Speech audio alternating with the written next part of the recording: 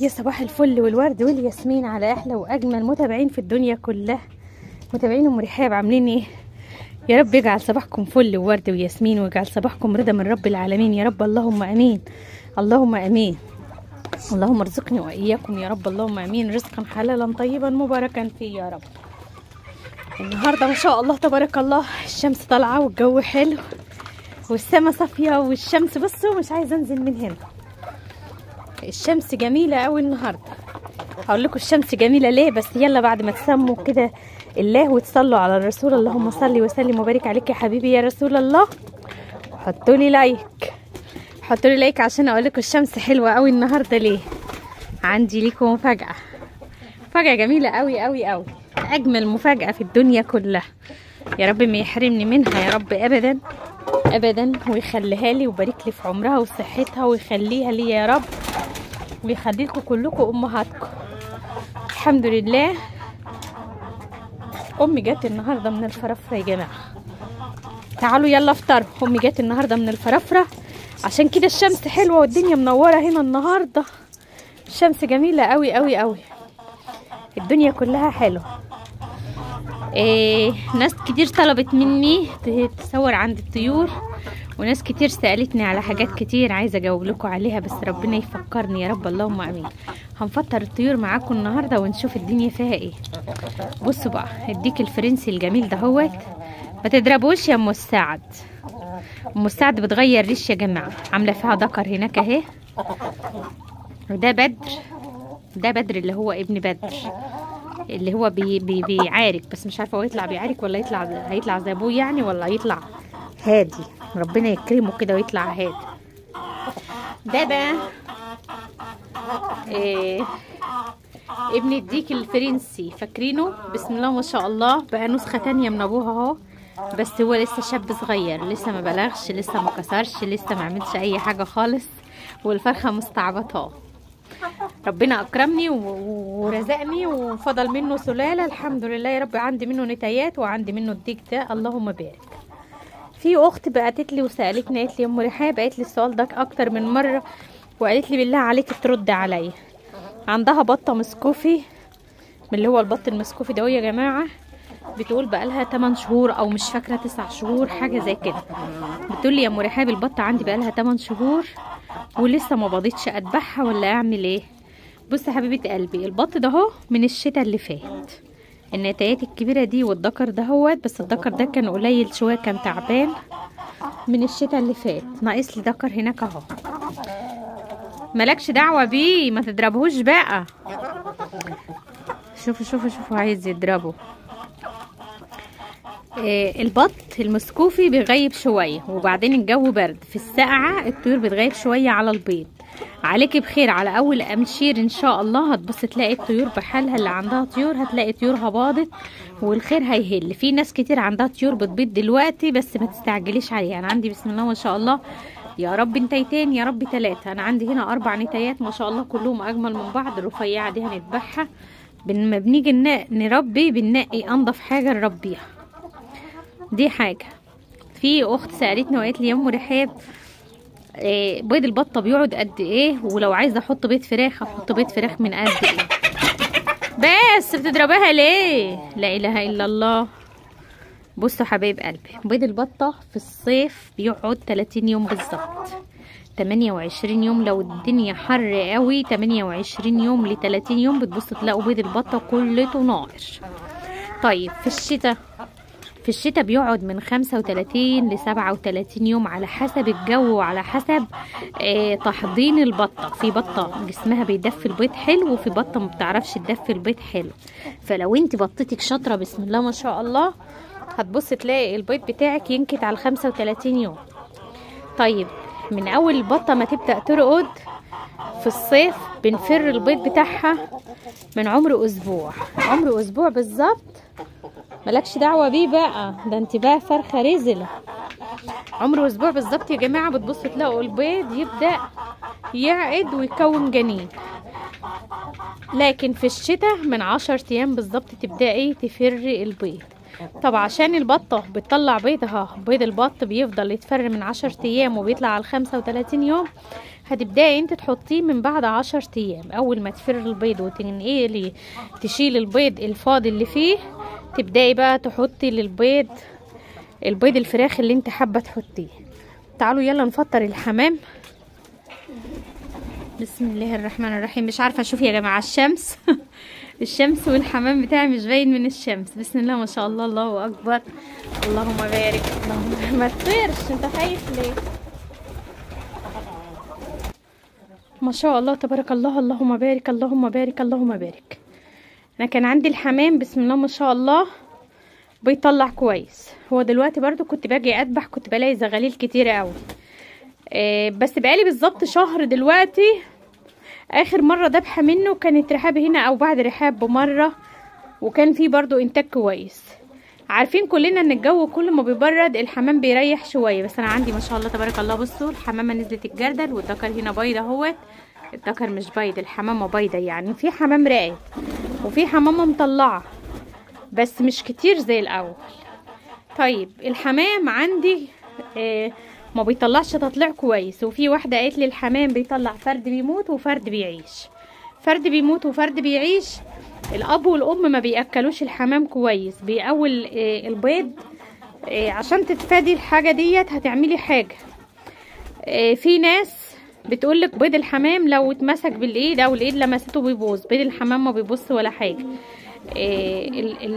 الحمام لما الحمامه بتبيض يا جماعه بتبيض بيضه وتغيب يوم وتالت يوم تبيض البيضه التانية، فبترقد على البيضه الاولانيه بتحضنها. فالبيضه الاولانيه بتاع الدم على ما البيضه التانية بتتباض بيبقى فيه فرق بالظبط يوم بين ديت وبين ديت. فعلى ما الحمامه تيجي تطلع بتبص تلاقي البيضه الاولانيه طلعت النهارده وبعد بكره تطلع البيضه التانية. في حمامه شاطره بتحضن الاتنين وتطلعهم. في حمامه ما هي الشاطره مش حنينه مش واعيه، فبتعمل ايه؟ بتطلع البيضه الاولانيه وما تهتمش بالبيضه التانية، تبدا تاكل الزغلول اللي طالع الاولاني وتسيب الزغلول التاني. فتبص تلاقي الزغلول يطلع رفيع قوي وزغلول ما شاء الله تبارك الله يبقى ملو ايدك. فمن قله الاهتمام يجي ياكلوه ام وابوه. تبص تلاقي الزغلول الصغير ما يطولش الاكل والزغلول الكبير يلحق امه وابوه وياكل الاكل منهم بسرعه. في ناس بقى عشان تتفادى المشكله ديت بتعمل ايه يا جماعه؟ في ناس بتيجي ماسكه البيضه شايلاها عيناها في جردل او في اي حاجه في اي مكان بعيد على ما الحمامه تبيض البيضه التانية، وتيجي رايحه حاطه لهم البيضتين الاتنين، حط لها البيضه دي مع البيضه دي يقوموا يطلعوا مع بعض. في حاجه كمان انت ممكن بقى لما الحمامه تطلع انت تمسكي الزغلول الاولاني تعنيه في ايدك على ما الزغلول الصغير ياكل، وبعد كده تبقى تحطي الزغلول التاني ياكلوه. واهم حاجه زي ما انت شايفه كده ما شاء الله تبارك الله. لا لا لا الله يسامحك. في حاجات كده بتعمل زي هادم اللذات، تديك طار من على الباب ودخل طير الحمام كله. عندك الحمام ما بيطلعش وما بيبيضش كتير، عايزه الحمام بتاعك يبيض كتير، هاتي معلقه شطه حاميه وارميها مع العلف بتاعه. طبعا مش هترمي العلف بتاعه على الارض زي ما انا برمي دلوقتي كده، لا، هتحطي العلف بتاعه في صاج او في اكاله او في اي حاجه وتحط لهم معاه معلقه الشطه الحاميه. معلقه الشطه الحاميه بسم الله ما شاء الله اللهم بارك بتخلي الحمام يبيض ويكسر والبيض كله يطلع مليان. عندك الحمام بتاعك اللهم صل على سيدنا محمد كامل النور، عندك الحمام بتاعك الزغاليل بتموت يبقى عندك تعرفي ان عندك الاوضه بتاعتك برد. الحمام والزغاليل ما بتموتش غير من البرد او يكون فيهم فاش او يكون تحتهم حشرات او يكونوا انتي مجوعاهم. بصوا صحيح الكيلو ب16 جنيه لكن انا اللهم صل على سيدنا محمد كامل النور. والله يا جماعه ما عدت فاكره انا كنت بتكلم في ايه عشان كل شويه روبان تيجي وتروح ومش عارف ايه. المهم يا جماعه اهتمي، بقولك زي مهما يكون العلف غالي ما تستخسريش في الحمام. انا ما اعرفش جوز الحمام بايه دلوقتي لاني ما ببيعش زغاليل. بالنسبه للزغاليل يا جماعه انا كنت عامله من الفيديو بتاع ذبح حمام، كنت ذبحه كميه حمام كبيره والفيديو ده جاب لي 1,000,000 مشاهده. انا حابه اعمل حاجه بس، حابه اوضح حاجه بس علشان تبطلوا دعاء عليا، لان والله العظيم انتوا دعيتوا عليا كتير قوي وانا مسامحاكم. بالنسبه لاخواتنا في الشعب العراقي، في شعوب ما بتذبحش الحمام، لكن الحمام يا جماعة من الحاجات اللي ربنا حل اكلها. يعني احنا في مصر بنذبح الحمام وبنحشيه، وما ينفعش ان انا اذبح فرد كبير زي كده، بيبقى عظمه ناشف وبيبقى لحمه ناشف، ما ينفعش ينحشي. علشان احشي لازم يكون زغلول، يعني يكون لسه صغير، يكون طالع، يكون مثلا تم 21 يوم او على الاقل حتى عمر شهر. يعني احنا بنذبح على 3 اسابيع بنبدا نذبح الزغاليل، عشان بيبقى لحمتها طريه وعظمها طري، ونبدا نحشيها تتحشي معانا. وهو ده احنا في مصر كلنا كده، وفي شعوب تانية معرفش شعوب ايه اللي بيعملوه كده، بس احنا ده في مصر ده طبيعي. انا ما سلمتش من لسان اخواتي العراقيين، جزاهم الله كل خير. وكمان في شعوب تانية كتير شتموني ودعوا عليا كتير قوي، وقالوا لي هو انت تقبلي حد يذبح ولادك؟